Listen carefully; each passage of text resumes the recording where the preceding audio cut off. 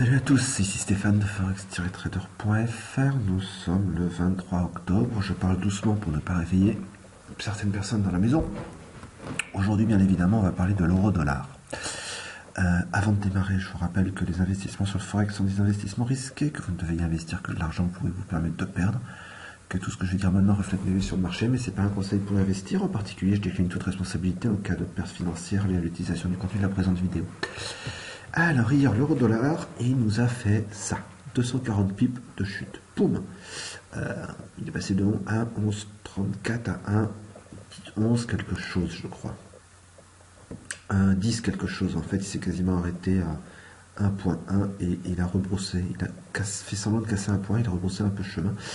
Hier, il y a eu une décision de la Banque Centrale Européenne, quelques commentaires de Mario Draghi, et ça suffit pour exploser complètement cette devise.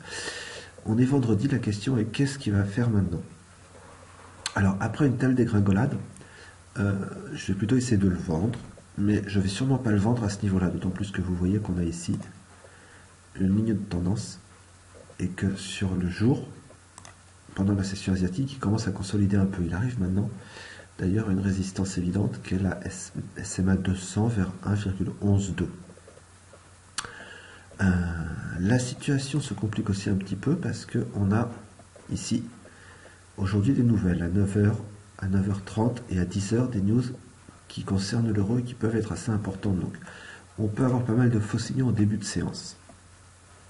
On va passer sur H4, c'est là qu'on va bien voir les choses. Alors, sur H4, je vous avais dit que depuis mars, l'euro était sur une pente, une douce pente ascendante. D'ailleurs, on va retracer un peu cette... Voilà, qui est un peu plus comme ça. Voilà. Donc la douce pente ascendante, et bien évidemment, et la ligne de tendance est complètement brisée. Par rapport, on a même dépassé le plus bas de mars, légèrement, on est en train de le reprendre. Je vais chercher à vendre dans cette zone. Ici, entre 1,11,4 et 1,11,8, c'est mes retracements de FIB favoris, 88,6, 78,6. On peut même envisager un retest par ici, là, vers 1,12, ok. Mais de toute manière, donc sous 1,12, je vais chercher à vendre les signaux pour redescendre.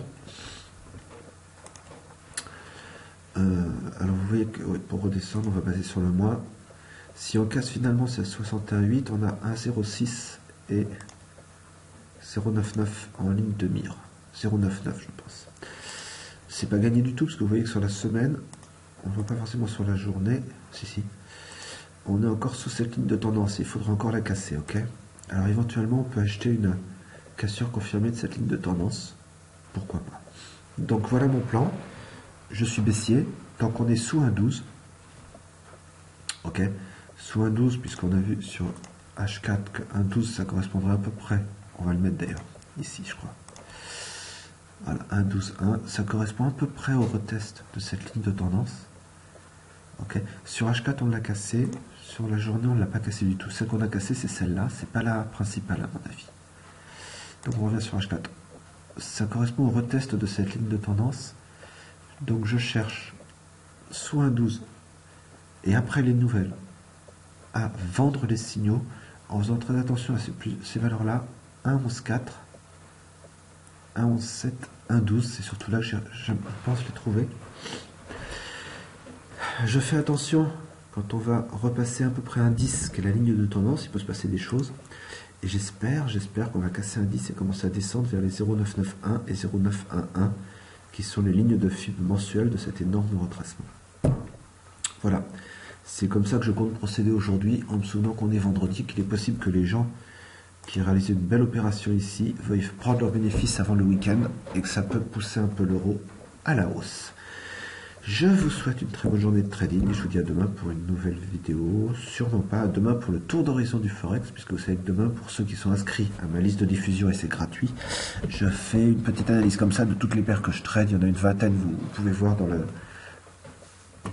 petit message que j'ajoute sur mon blog, quelles paires je trade et quel indice. Donc si vous voulez recevoir gratuitement une petite analyse de tout ça demain, il suffit de vous inscrire encore une fois gratuitement sur ma liste de diffusion. C'est sur la colonne droite de mon blog, vous verrez le petit mot qui vous permet de le faire. Voilà, je vous souhaite un bon week-end et on se retrouve lundi pour une nouvelle analyse de forex-trader.fr. Au revoir.